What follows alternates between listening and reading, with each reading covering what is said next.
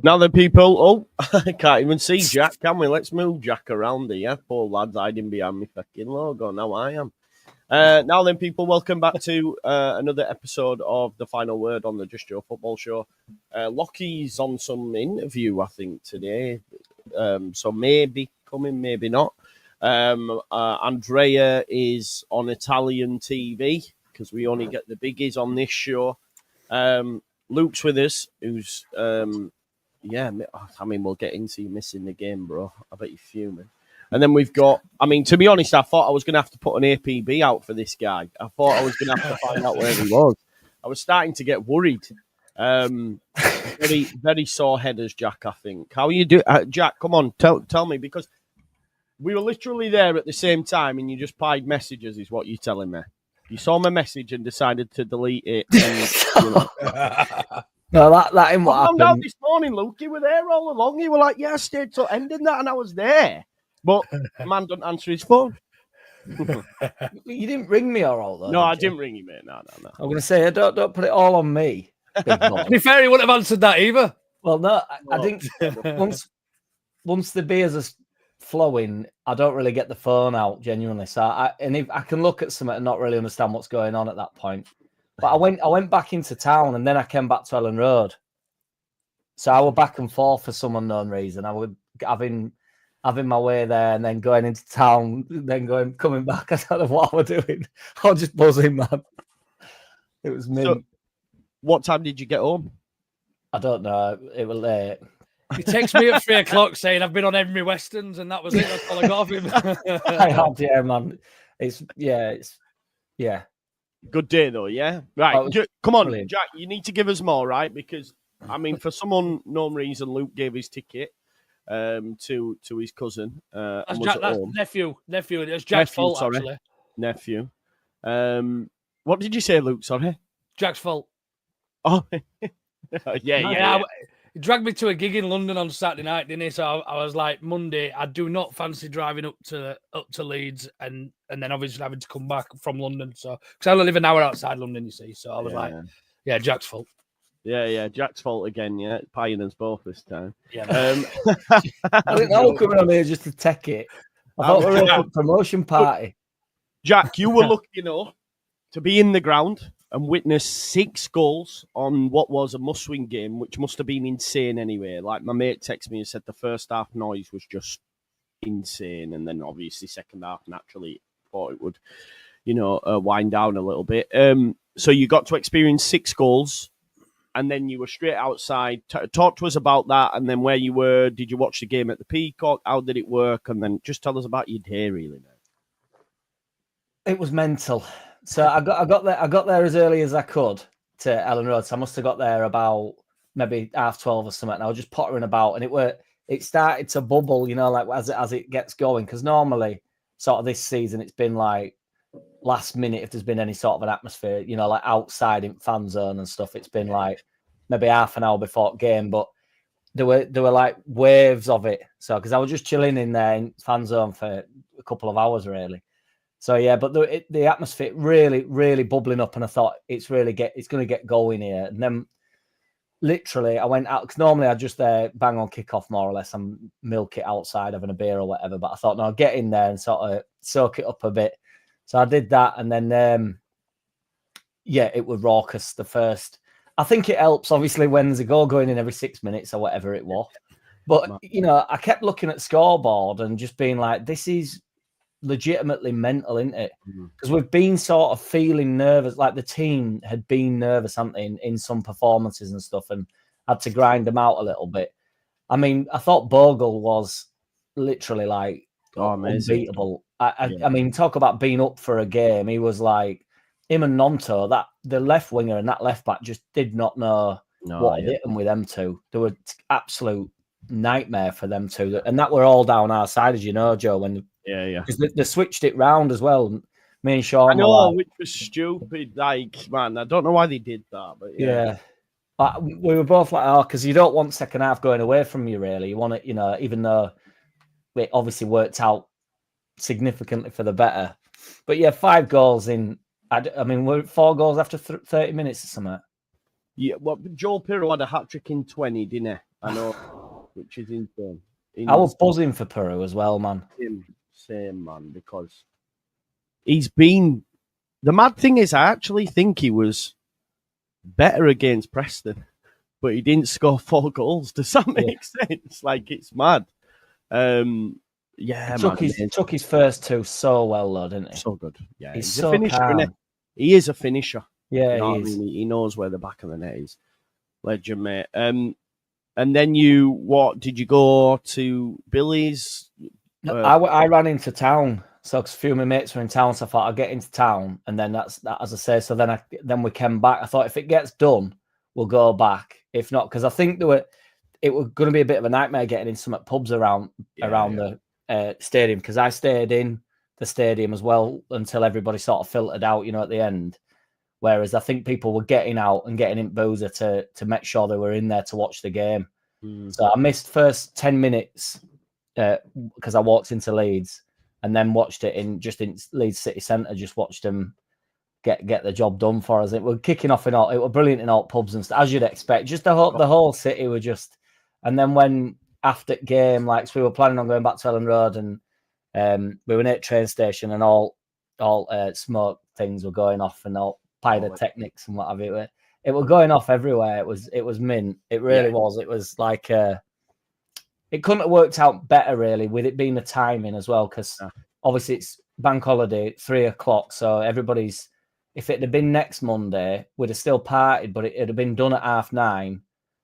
Do you know what I mean? Like, and we wouldn't have known, it'd have been a lot harder to get that going, but it was still, daylight when we were all partying. So, because people do have things to do, don't they? Not everybody can stay up till 3 a.m. So, it's like, you do need to be able to get home, some people. So, but yeah, honestly, it passes you by a little bit, doesn't it? Just because I find it quite hard to be in the moment sometimes. But you were like, I drove into Leeds, probably get a few speeding tickets, and as I'm pulling round to park up to me, Danny from Not Another Leeds Pod, I just seen streams and streams of people leaving. I was like, no.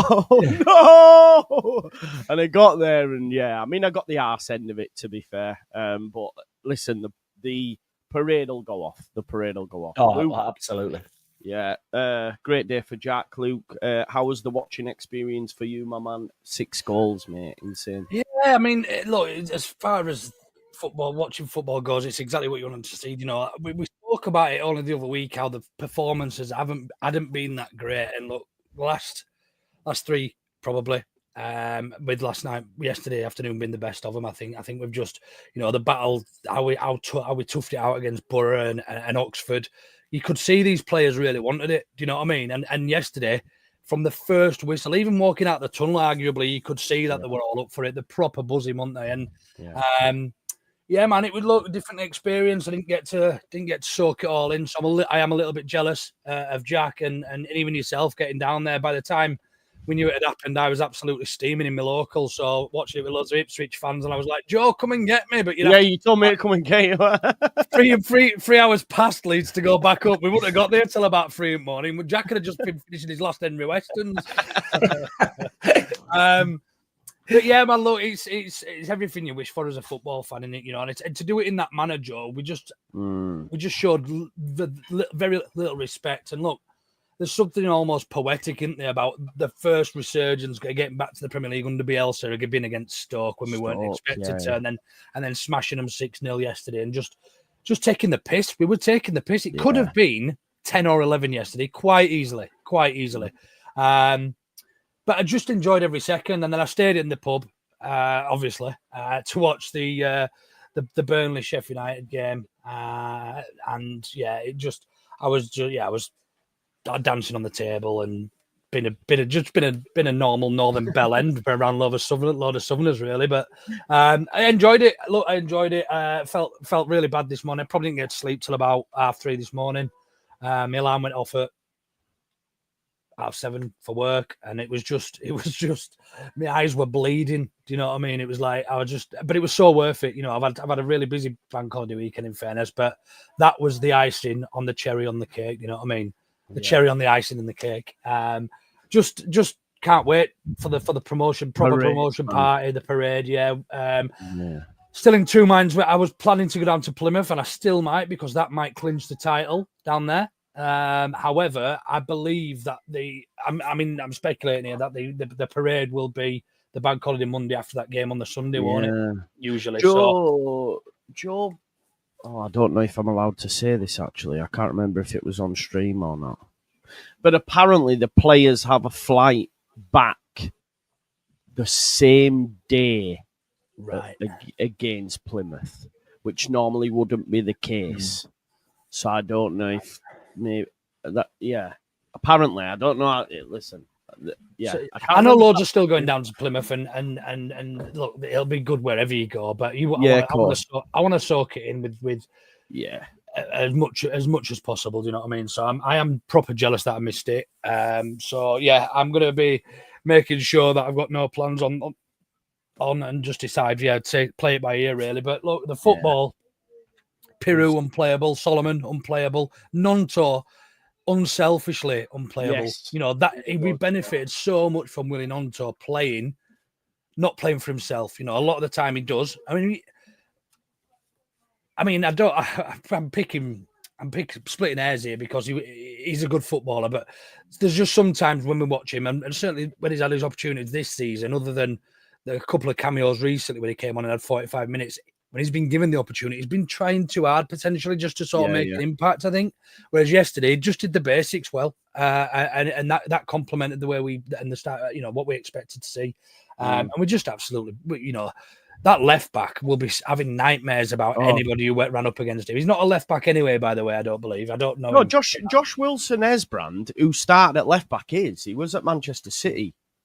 He was, but then in the second half, he got subbed out and they changed the system because he was getting torn a new one. He was really at fault for their second, because instead of going back to the keeper, he tried to turn on himself and pass it out, but then Bogle won it up high and then it went into Nonto and then we scored a second. But Josh Wilson-Esbrand we've said get him. Well, I've said get him here before, but not on that show. Well, sure. Ten didn't fancy helping him out though at all, did he? Whoever he was. No, yeah, exactly.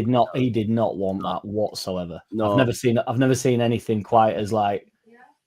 I don't. Yeah, they were bad, this. weren't they? They were bad. Yeah. They were bad. Definitely. I think I've just seen a comment there from Liam. Big up, Liam. He says, I was behind the dugout and their midfielder Berger said to Robbins, what do you expect us to do? So obviously, yeah, they were absolutely battered. And Robbins said as much after the game as well. He said, listen, if you don't show up, you're going to get hiding. So I said before the game, Ben Pearson playing in there, the square ball lads mentioned it as well. I said, listen, get your money on him, getting a card. He normally gets sent off, but they couldn't get near us, any of them, really.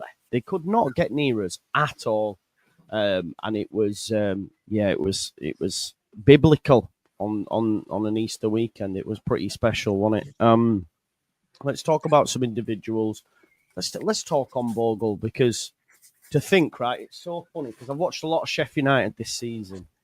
Sheffield United at right back this season have had Jamie Shackleton, Alfie Gilchrist, Harry Clark, Sariki, and Hamza Chowdhury, right? They've had 5.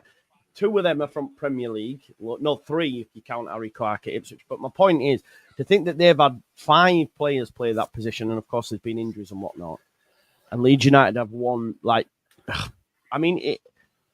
I think pound for pound, he's a better signing than what Tanaka is. Because I think the reason I say that is, if Tanaka's out, we can replace him. Not to his level, but you can have Ampadu playing there, Gruev, Rockwell, whoever it may be. But Bogle is absolutely huge for what we do. And I think, he had a bit of a dip a few weeks back. A lot of them did, let's be honest. But these last few games, the way Jayden Bogle's finished the season, I don't know what his numbers are, but he must be close to 20. I know Solomon's on 20 G in here. I don't know what. He's got 6 goals, hasn't he? 6 goals. I'll have to. But his performance yesterday, Luke, was unbelievable. If Piroe doesn't get the goals, Jayden Bogle's the man of the match for me, if that makes sense. Without doubt. Yeah. Without doubt, yeah. He was just they're him and Firpo, the perfect fullbacks for this Leeds United side in a team where we're going to dominate. I expect that will probably change next year, and they will look worse than average, against some good wingers, where we're going to be on the receiving end of a lot of possession, and it's just going to be a lot tougher. So, I mean, I don't want to get too far ahead of myself, and start being pessimistic and start thinking about next season. But they just work so hard. They're almost got a free roll. Both of them come inside. You see Firpo popping up at the edge of the box, and same with Bogle. They've just been so. But if you watch them, they're so clever, Joe, because they know if one of them goes, the other one can't. So they just they're always watching each other, and they are the ideal fullbacks for this particular system, where we played. Bogle, we've seen him so many times with that passing field, and then he'll come around the back of the central midfielder and almost pick up the 10 spot, and Firpo does the same as well. So I really enjoyed watching both of them when they've played well. I think you're right in what you say about Bogle. He did have a couple of games where, he looked maybe like he wasn't up for it, or for whatever reason, look, he's still been the best right back in this league by a country mile. Yeah. Connor Roberts a close second, but Bogle's been much better. Yeah.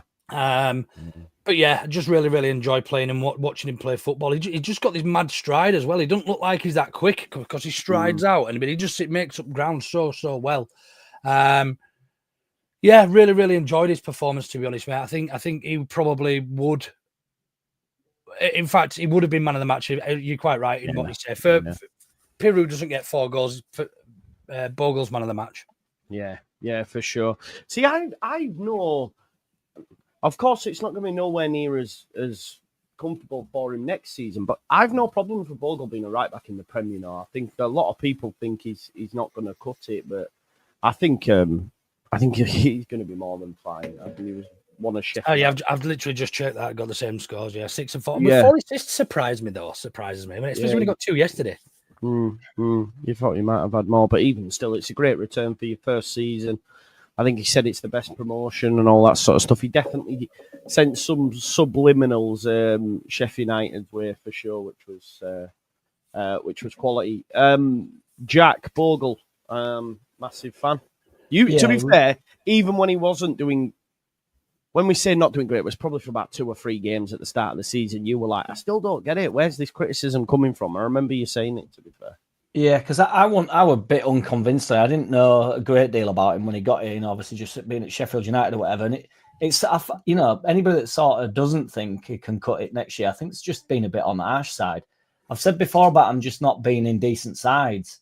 They're all rubbish right backs if you're in a terrible side, aren't they? None of them can. Do you know what I mean?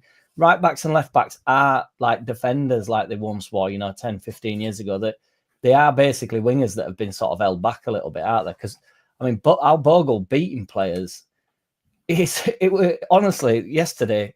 I mean, that one where he brings it out of air on his left foot and beats lad, and then I think with his assists, right, as well. I'm not even making a point of him at about 4 points without finishing any of them, but there's a lot to get through. It don't have to be the final pass, does it, for Bogle to be the assister? It's what's happening is that Firpo's always in that, and he's always cutting it across. Whereas when Bogle's been playing with James, so James has been in them positions a lot. Whereas you found Bogle there yesterday because Nonto was coming a little bit higher and deep, and James doesn't do that. James doesn't really go into like the more of a central space. So the more of the Firpo area that he has on the left for Bogle to get into. So I think that's why he were more in and around the assists, really. But yeah, I thought it was one of the best individual performances, or certainly 45 minutes out that I can remember live, to be honest, which is a ridiculous thing to say when, I have 15 years ago, I saw some decent football at Leeds. So it's like, it's mad, really. Yeah, I thought it were excellent. But yeah, I think he'll be decent in Prem. And ultimately, if he's not, we're in real trouble. Because, he's been excellent this season. And if he can't when he's already played there himself, if he can't bridge that gap a little bit, I don't know who in the squad can. Do you know what I mean? So if we're not confident that Bogle can do it, I don't know why we're confident that any of them can do it, really. You can only take your outstanding players up and then go from there with it, can't you? Yeah, no, you're right, mate. I think we have a good group, and of course, we know we need to buy, and over the next weeks. We've already seen loads of news coming out today about, they've been working hard behind the scenes. Piroe said as much in his press release as well. So we'll see. It's mad because we were saying earlier on earlier stream. It's mad how he was able to write that press release after also just doing the tactics for that 6-0 win. It's an impressive. It's still unbeaten, isn't it? Picking the team. Still not lost a game since he took over. It's how long do you think we can keep this going? I'm never stopping. I'm honestly not. It's brilliant. It is absolutely brilliant. So let's move infield because again he was a colossus, and I do think he deserves a lot of praise. I don't think he will get player of the year, but he probably should. No, should he? I'm not sure. It'll always go to an attacking player, but I want to talk about Joe Rodon. I think he's been helped massively with Caldalo. I know. I genuinely think you can see it in the way that he plays, that he's just thankful that Meslier isn't behind. I genuinely believe that now after seeing it over the last few weeks. I think it helps having Ampadu there as well. I don't know why. He just seems to, I'm not saying Strauch's a bad defender by any stretch or theirs is a poor partnership, but I just think that little triangle there works well. But Joe Rodon, again, is a colossus.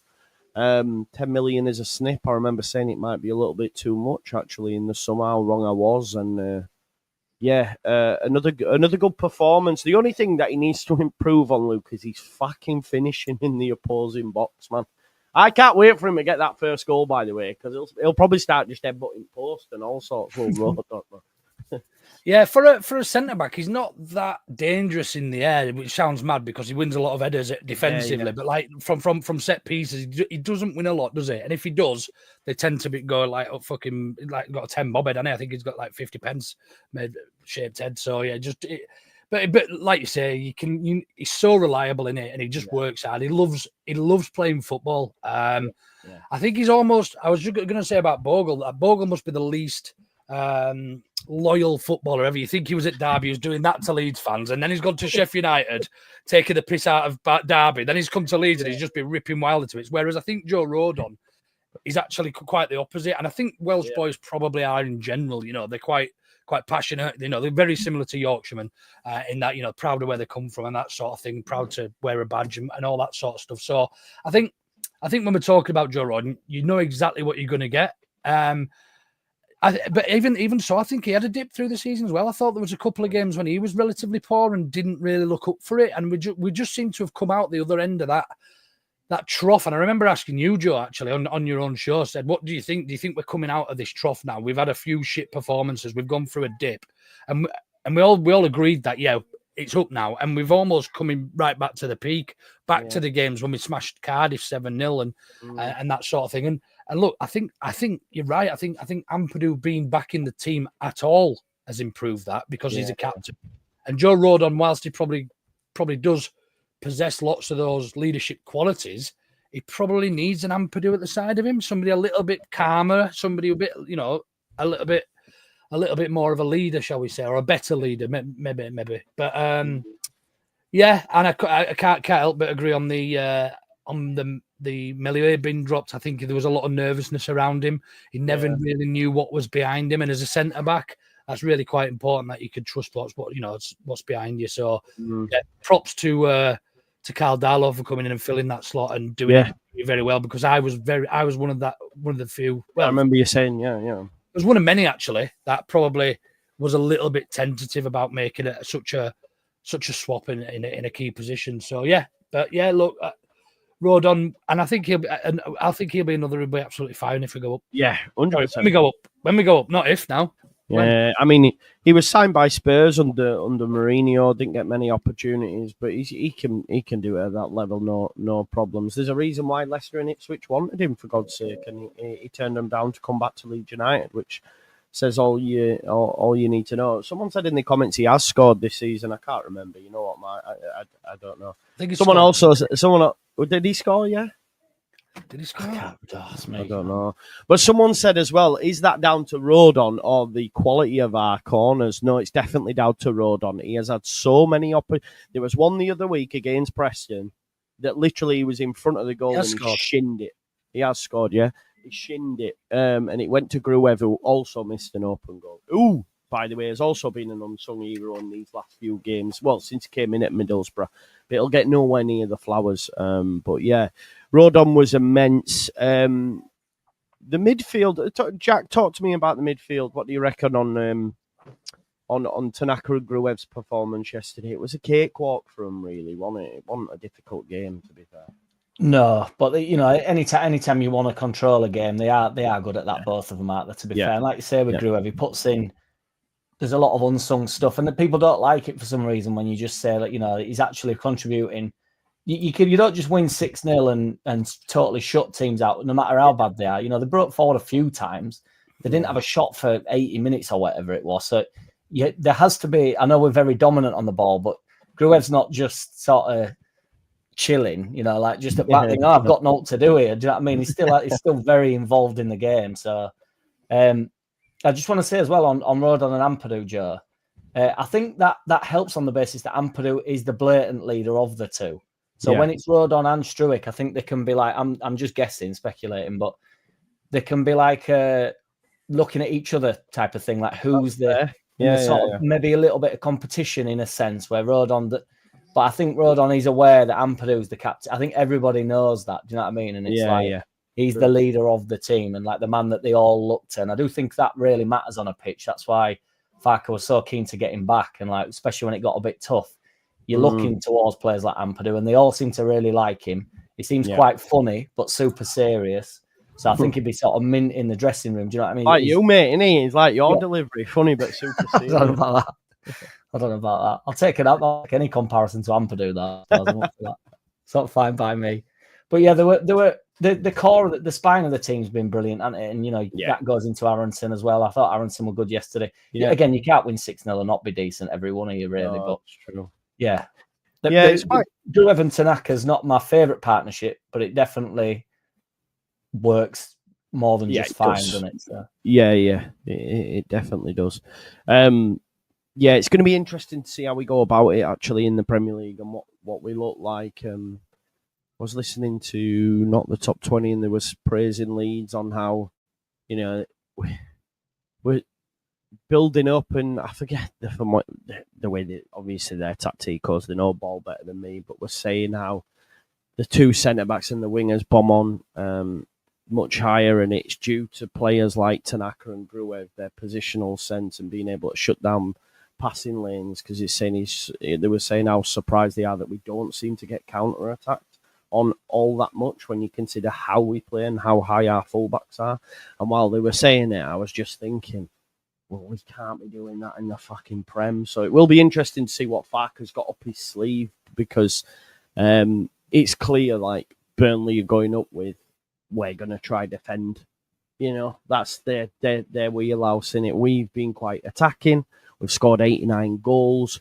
We've seen, though, like with Burnley before under Company, if you go like that, like Southampton, you're going to get eaten alive. And I think that I'm a lot more realistic about what it's like for us in the Prem this time than I was under Bielsa, because I was swept away with how Bielsa. We knew we were going to bloody some noses. We just knew as a fan base we were going to give it a good go. Next season, I'm a lot more tentative in, like, I know we're going to be in a relegation battle from game one, and it's a case of what can we do? Who are we going to pull in? How can we get out of it? I mean, I'd be massively shocked if we were and we had a comfortable season. I just can't see it with the gap that's there. So I am really, really intrigued to see what Farke does. I mean, what do you think, folks? We can't play this swashbuckling way in the Prem, surely. But we also don't want him to rip up, the full lot, do we?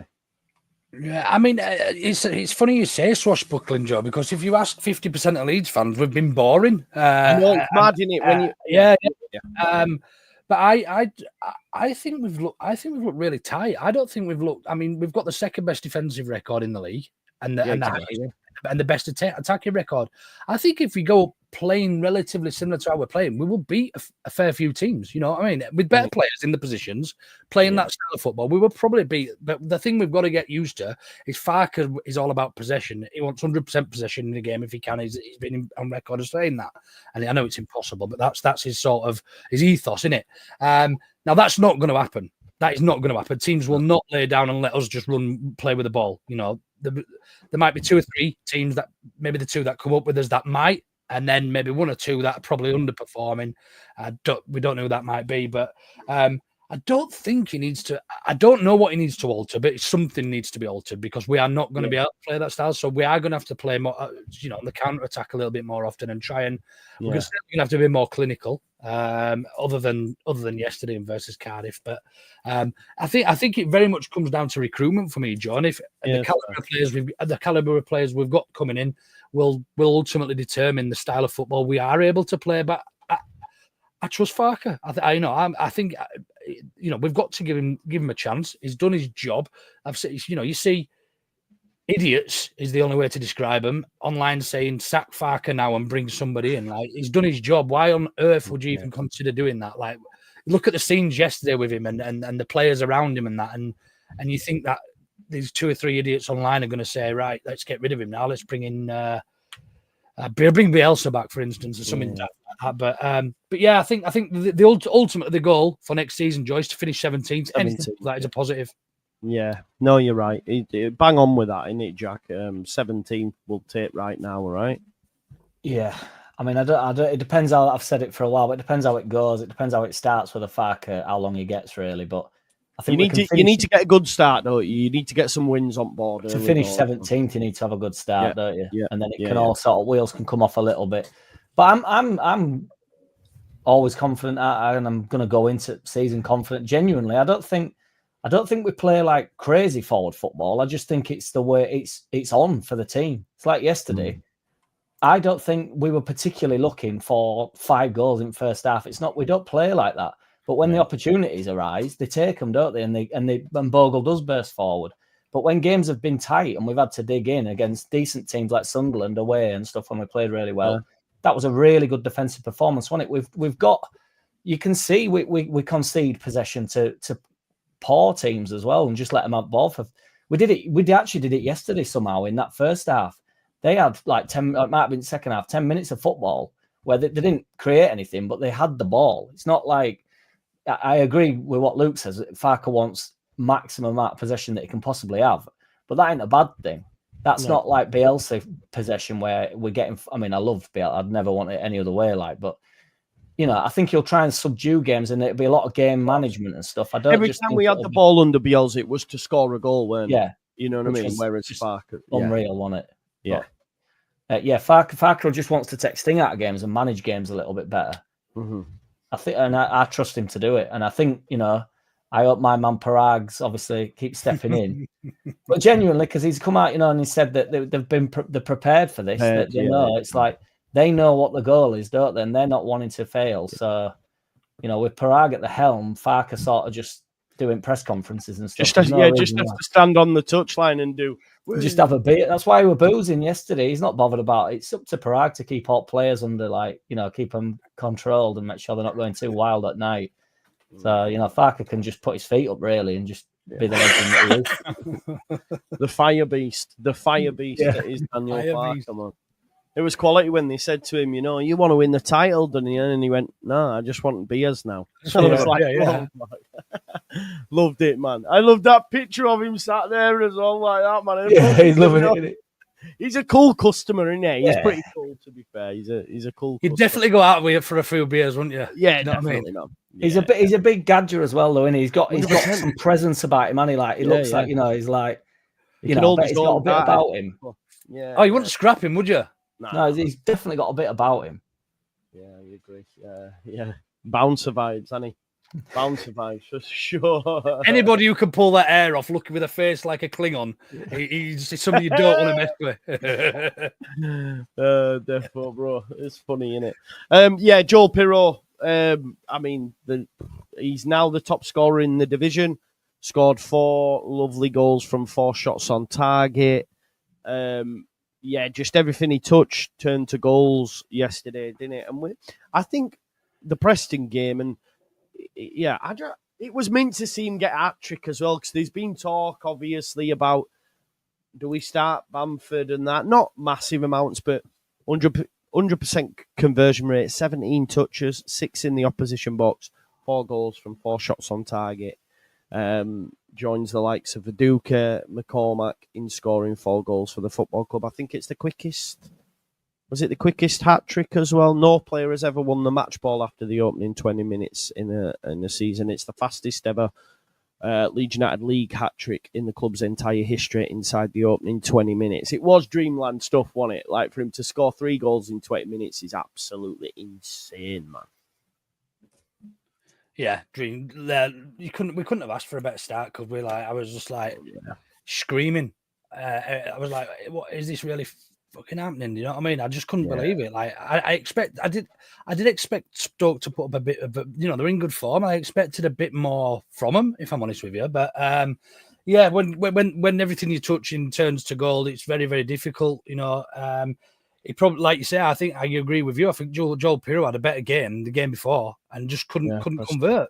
Preston against Preston, and it's just one of them games where nothing went in, and then he just, I don't know if he cleaned his boots or shined them or something, and everything. You just felt everything was going in, didn't you? Do you know what I mean? I almost thought Aronson nicked his third as well. Was it his third or his fourth? Tried to, didn't he? Tried to, yeah, definitely. But ultimately, there was a defender there. If the defender had got there first, would have been screaming at Aronson for not trying to get there. Do you know what I mean? Yeah, so, but yeah, I think he deserves that golden boot. I had a mate text me straight after the game, an Ipswich fan, saying, "Wouldn't mind Piroe from you guys when we come down." I was like, "Well, we'll do you a straight swap for Delapa." I know, yeah. Yeah. But yeah, I don't know how we'll fare at the next level. He's not been tried at that level. For me, he probably lacks a bit of mobility, but what he has got is a poacher, and there's not many of those finishers about these days. Everybody wants a false nine or somebody who plays and drops a lot deep loads and can do other stuff. But actually, Joel Piroe might actually be what a lot of teams might need. Somebody who can just put the ball in the net and take the chance, and certainly something that a team like us could benefit from, even if he's not our starting number 9. Yeah, no, I think you make a great point, mate. There is it's a big step up, and it'll be interesting to see if he can do it. But I think he's important to still have as part of the squad. I do think we need to get a 9. I'd definitely be looking at bringing in a number 9.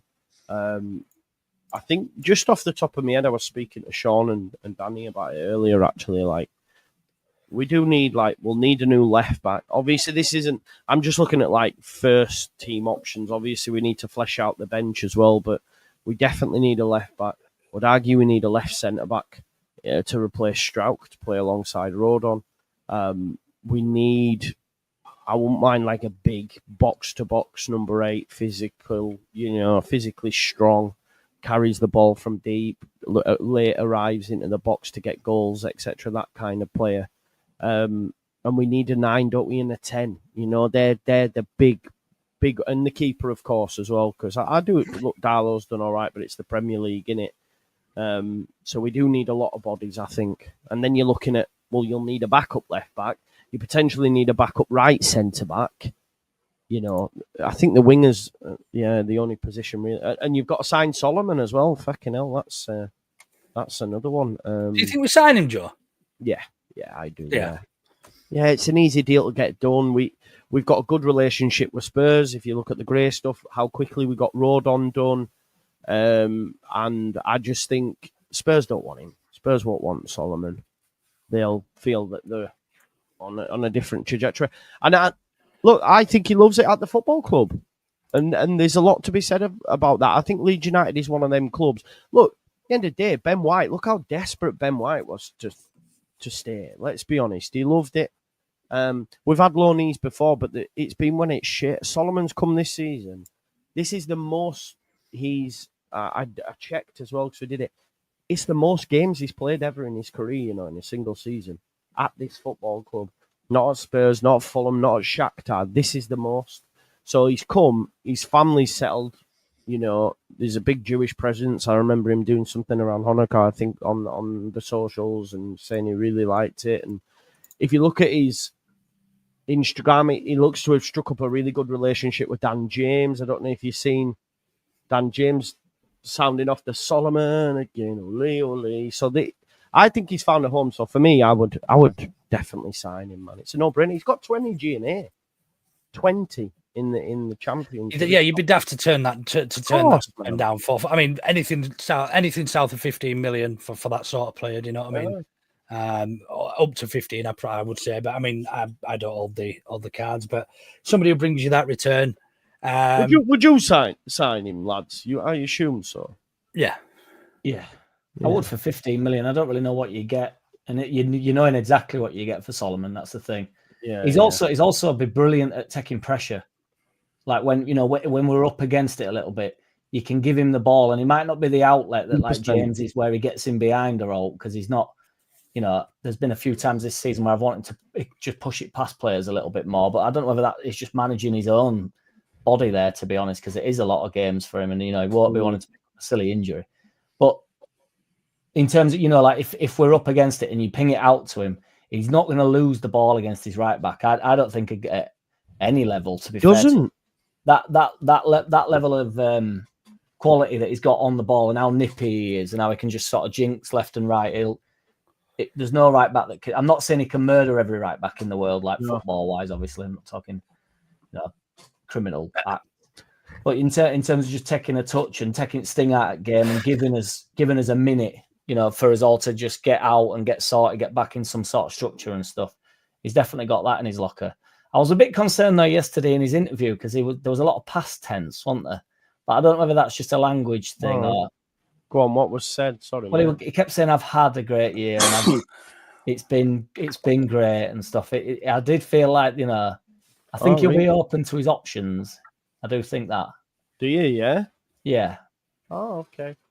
We'll see. I hope we do, buddy. Sign him. I think he'd be great. But I'm under the impression it'll be one of the first deals we'll get done. But we'll wait and see. I've been confident all for the past few months that we're going to go and get him. Yeah. But I just did get the impression in his interview. I did think it might just be a language thing, and he might just be saying, "I've had a great year," but it just seemed. And then he was saying, it was a big risk for me to drop down, but it was the right thing to do. And I don't know.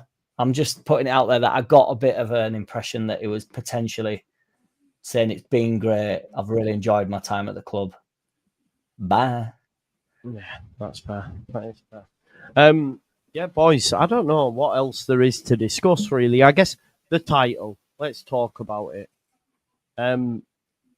We've just got to get 6 points, and it's ours. The goal difference is insurmountable at this point. I think it's 14. I do think Plymouth could be tough on the final day, just because they give themselves a massive chance of the 3 points off it and have a terrible goal difference, so they might get relegated this coming weekend. But I'm actually really confident about Bristol City just because of the great record we have. I think the shackles will be off a little bit as well in terms of the pressure. There's no pressure anymore, right? It's like, well, we can't. And to be fair, Ampadu afterwards said, "No, listen, we've still got one more job to do." I thought that was quite good because you could easily get carried. I think, Leeds got carried away with it last time, didn't they? They were still pissed when we were playing Derby. I don't think we had the title at that point. Yeah, we'd won the league at that stage. Oh, did we win the league? Oh, right, yeah. Okay. You know what my memory's like? It's fucking shocking. But yeah, do we go on and get the title, lads, do you think? I don't care. To be greedy. I do want to go get it now because it's within touching distance, but does it mean all that much? Do you get I mean, it doesn't. We're back to where we think we belong, and certainly where the rest of football thinks we belong as fans. And we're there on merit. So that's because we've been one of the best two teams in the league. It is just a bonus. It's a novelty. It's something that'll go on our honours, and it's something that we can brag about, I suppose, in years to come. We won the second division or whatever, the second tier of English football. it doesn't really matter anymore, does it? But now we are that close and with guaranteed promotion. It would be a shame to let it slip now and not, because we are the best team in the league, Joe. We have been the best team throughout the course of the season. And I mean, all the metrics show that, there was one I seen the other day. I can't remember who it was. It might have been Johnny Cooper. Showed that, or even LUFC data actually, that showed that how far ahead we should be right now based on points. And how well other teams are doing, and now they're overachieving, whereas we're actually, based on goals scored and performances, we're actually arguably underachieving. So, and that's obviously based on the everything. So everything Farke's doing is right, but based on expected goals, all that sort of rubbish stuff that I honestly don't give a shit about, spreadsheet stuff. So. All those metrics suggest that we should be well and truly clear by now, and it would be a shame to drop it and miss out on the league. But I don't think we'll care when we're at that parade on the bank holiday, will we? Yeah. It don't really matter to me, but I would like us to do it. Oh, the lads! I've just seen it. Sorry, I've just seen something on thingy there. I'll share it with you now so you can have a look. This was at bar 3 earlier on. The lads are still. I don't know if they're on the drink or whatever. But who's there? Dan James, Rothwell, Bogle, Max Rober, Ramazani. So they're still enjoying themselves. Who's that at the back there? Aronson.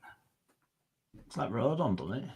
I can't see. Yeah, you're right. It's Joe Rodon. It is. It's Joe Rodon. Yeah. It's really small on my screen. That. Yeah. It was not the best image, but they're still there doing bits. Fair play to the lads. Rothwell will go back, won't he? I think. Yeah, but I'd be tempted to sign him for the bench as an option. Yeah, maybe. I'd get him. If on price, if you can get him for a next to no, he's not going to be on crazy wages or all, is he? So I don't know. Why not? No, you're right. He won't be. You definitely. Just on title as well, Joe. I really do want to win it, though. I must say. Yeah. I want to win it, Jack. Yeah, but I know, but I think it matters. I do think it matters. I think it puts to bed the nonsense about Farke as well. If he goes and gets 100 points now and wins league, it's like, who can say anything about Farke for the first 10 games? And all summer, I'm just not. I don't then have to hear a pinch from anybody about Farke's performance this year. 100 points, losing 4 games last season. I'd win league with that squad. Yeah, that's what I'm saying. And he did, and he got 100 points. So, and he got record amount of goals, second best defence the league's ever seen, and that's only behind Burnley, who are off up with us. Yeah, so true. He's done a pretty decent job. If he then goes and gets the league, I think it matters. I do. I'm only 75% bothered, but I'm not 50. It's not. It's not. So basically, if we don't win title, you'll be Piroe out at the parade. Is that what you're telling me? Never Piroe out. No, because then the joke dies, doesn't it? It's always Piroe in. But I think Piroe's potentially stepped out if we don't win the.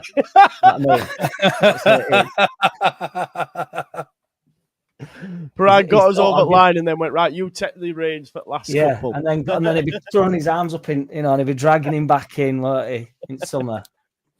It'd be a shame for Burnley to win it as well, because the way they've played this season, do you know what I mean? Yeah, exactly. And Farke will want 3 championship titles on his resume.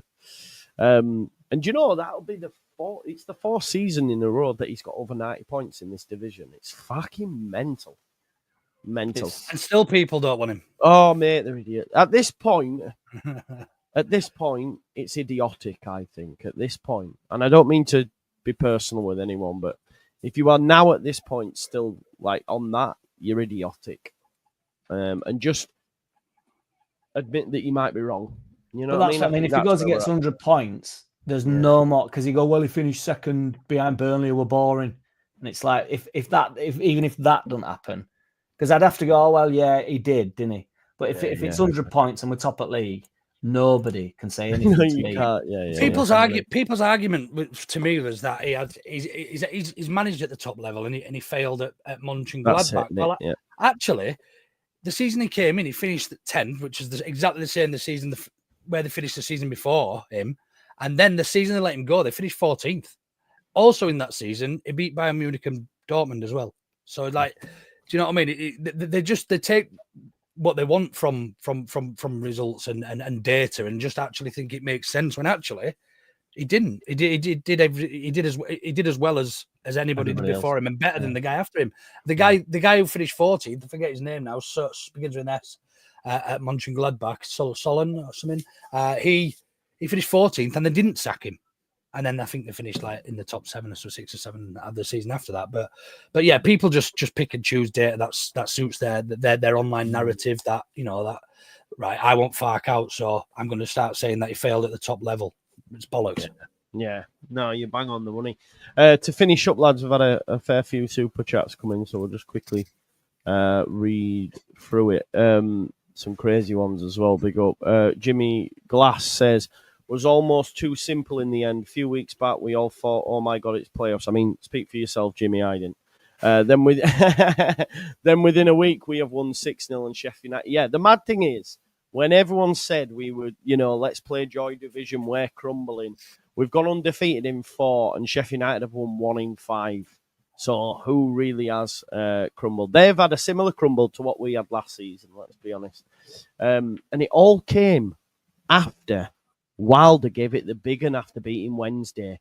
He did a post-match presser, 15-minute long, calling them worse than shit, was in pubs on tables and all that sort of stuff, and then they've properly dropped the ball. I wonder if he thought at that point, that because they were top at league then at that point, and I wonder if he thought, we've done this, you know what I mean, already, and gone too soon maybe. But I say, give them the 2 points back as well, like just for shits and giggles. Yeah.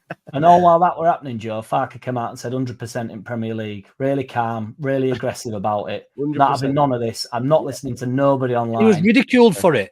I know he was. Ridiculed. How dare he? How dare he? Yeah, exactly. My message to Daniel Farker. Yeah, it's embarrassing. It's embarrassing. And then it turns out, you know, all he is a bit of a man of steel. He's actually got a bit about him. Of course, he got his gonads out and he went, here, listen, I'm not taking this. We've drawn a game. Listen to me now. Yeah. We are 100% going up. And then, oh, pressure. They're under an unbelievable amount of pressure. And he took the pressure on his own shoulders and said, this is what's happening. I will not have it any other way. These lads will not let me. And then, long behold, we're on for 100 points. We're going to win league. Yeah. As Brian, this is sweet as an up, by the way. This is Revenge is a bit dish best served cold vibe from Paddy. Have you seen that when he starts? Oh, brilliant. Yeah.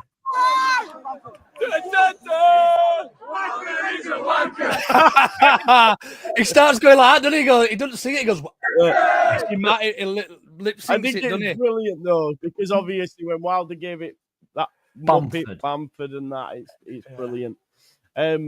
Too bad you couldn't get into Toast Jack, mate.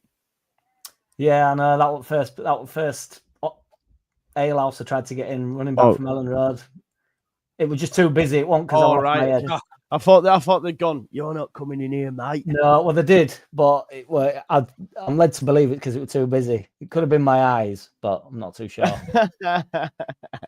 Neil Rhodes with the super sticker. Look at this from Abdullah Al-Fuzon. What a guy, mate. What a legend. He said, missed the stream yesterday. I was knackered after being at Ellen Road for more than 8 hours. Just wanted to say congrats, everyone. Bring on next year, and it'll be much more special sharing it all with you guys. Love you all marching on together. Thank you very much, as always, Abdullah. Dominic says, strangely enough, Daniel Farker's pragmatic, risk-averse, cautious approach could work better in the Premier League when we need to defend more than in the EFL. I'll give him 15 games. He'll be appreciative of that, Dominic. Jimmy Glass says, if you could buy 3 players from the champ, who would you sign? Come on, then we'll all do one each. I will go. Go on, then. I'm going to say Sheffield United's goalkeeper, Cooper. Would you not have Trafford? Burnley are going up, aren't they? Oh, yeah, fair. Okay, yeah, no, that's fair. We don't really going up out of playoffs, though, so you might have to rejig your answer. I'll take Joe Bellingham. I'm taking Joe. I'll go Bellingham. I'm not too fussed for Bellingham, but I just think it'd appease everybody, and all I'm bothered about is just getting everybody off Farker's back for a few weeks. That's all I care about. But I got Solomon. We can sign his own, can't we? You take, but I tell you, we'll get Maxime. Oh no, he's at Burnley, isn't he? I was going to say Maxime Stev and take him, but he's at Burnley. Who's the best left back in the league other than Firpo? Harrison Burrows at Sheffield United, maybe. Maybe. He's had a good season, hasn't he? I do like Finn Azaz at Middlesbrough, but I don't think the Premier League's a big step.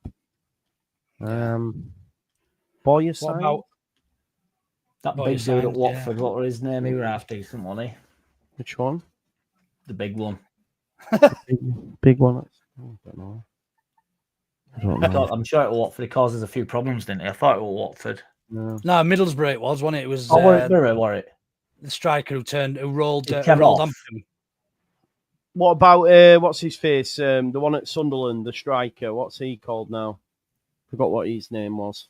Oh yeah, the French lad. Good players these out there. Check for Tadza, the little number 10 at Watford. Wilson Isiodor as well. Yeah, actually, yeah, that's a good shout by Sean. If Burnley are a Premier League club, Ipswich are now Championship. Would you? Let's flip that. Would you take who would you take from any of the relegated clubs? Delap would be certainly one of them. Yeah, Delap, yeah. There's also a lad from Ipswich, central midfielder, who's on loan there from Cayusta. We were linked to him in the Premier League. Yeah, we were, weren't we? Yeah. But he's there on loan. I think they had an obligation to buy if they stayed up, so that's obviously dead in the water now. So that might be a deal that could be done. He's looked arguably their best player from what I've seen. Yeah. Southampton. Tyler, is it Tyler Diblin? City have been inquiring about him, aren't they? They want 70-80 million or something stupid for him. Yeah. Keeper, isn't he, as well? Ramsdale or whatever he's. Ramsdale, yeah. I don't know. To be honest, I won't be looking at any of them three though. Without them, but you don't. That don't. I've said it before. That don't prove the player really. No, it doesn't. You're right. For him, so you can definitely pick up a couple. I just don't. Ipswich signed a lot of Championship players, didn't they? And it's Howard Bellis at Southampton alongside Rodon would be a great shout. He plays on that. Yeah, that bit. Or Kyle Walker-Peters even. Yeah, there's loads, man. There is probably loads. Yeah, there is. Next one. Let's have a look. Toby Z, big up, mate. Thank you again. He says, Joe, just a massive thanks for everything this season. Your content gives me joy every day. Thank you, mate. That means a lot, Toby. That's it. That's that all covered off. So we all think we're going to win the title. Do you think we'll stay up, lads? Yeah. You do? I honestly do, yeah. I think we'll finish 16th. Yeah. I think we'll be all right. I'm not saying it'll be else a 9th job, but I think we can get 12th, 10th to 13th. Yeah, I honestly do. I think there'll be a lot of teams that get sucked in that we're all getting a bit of ahead of ourselves because Man United have been bad and Tottenham have been bad, so that the league looks skewed.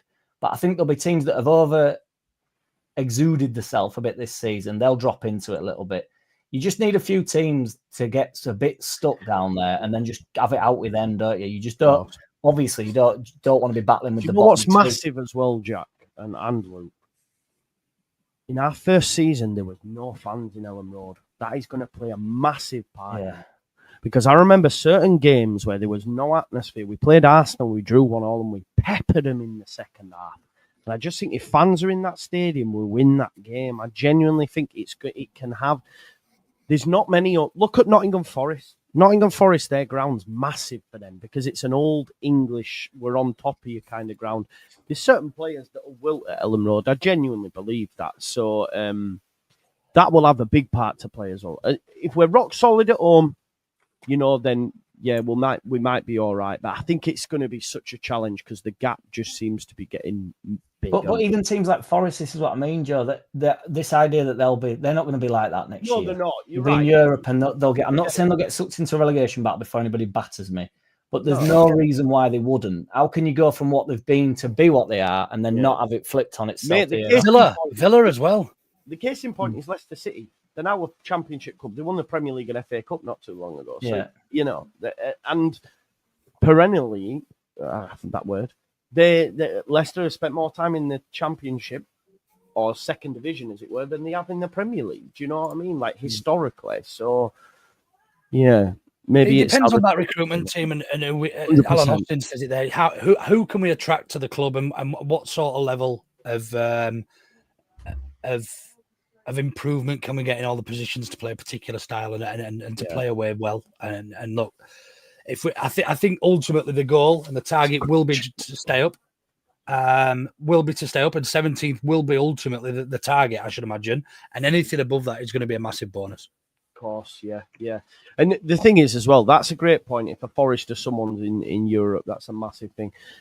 All I'm seeing at the minute as well with teams like Bournemouth is Iriola could go to Spurs.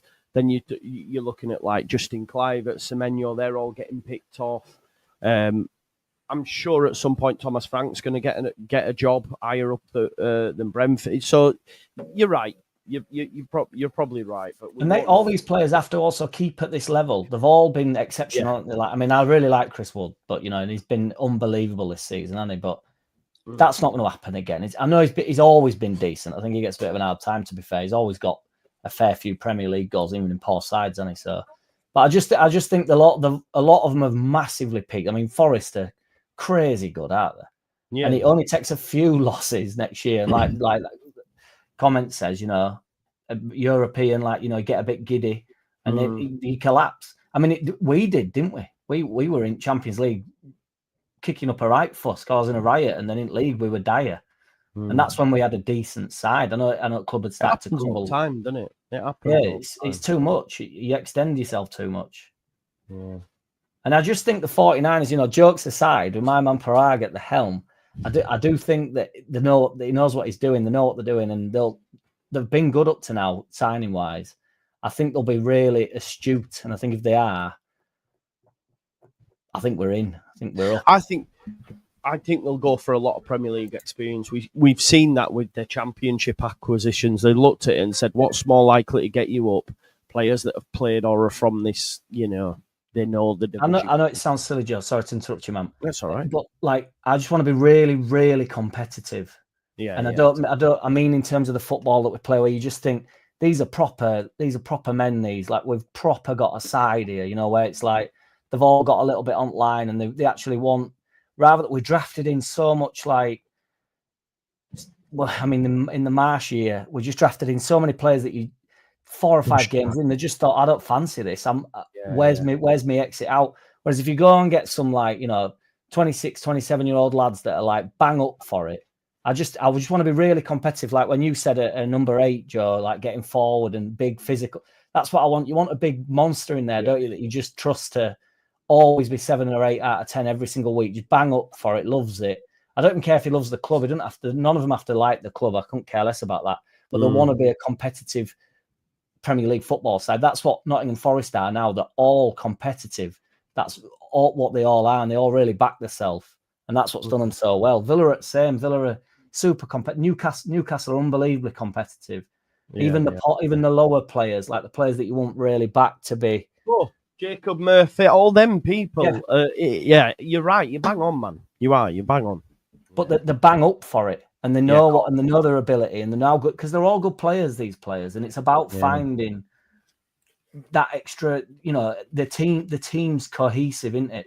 Newcastle are so good to watch, and I don't think they play particularly crazy football or anything. They play many different ways than Newcastle, but they're good to watch. They always turn up, don't they? So, I think they got beat actually at weekend, didn't they? But that Villa. Yeah, they got battered 4-1, didn't they? But no, you bang it. But forget that. They weren't competitive that day. Brilliant. Right, folks, I think we'll leave it there then. Listen, I want you to go on over and go check out Jack City, City of Leeds fans. We've got a redirect set as well. So straight after this, you're going to go straight on over to Ought to Know Better, where Luke is joined by Smarty and Steve from White's all the way from New Zealand. No way. Yeah. Oh, I'm going to have to watch that, man. I'm getting on that. Love that for Steve. Buzzing. So don't adjust your TV sets. Don't adjust your phones, your laptops, your tablets, whatever you're watching. Because what will happen is you'll go straight on over there. So you're getting 2 for the price of 1. Show some love to them. Show some love to Jack. And we will see you on the flip. Peace out.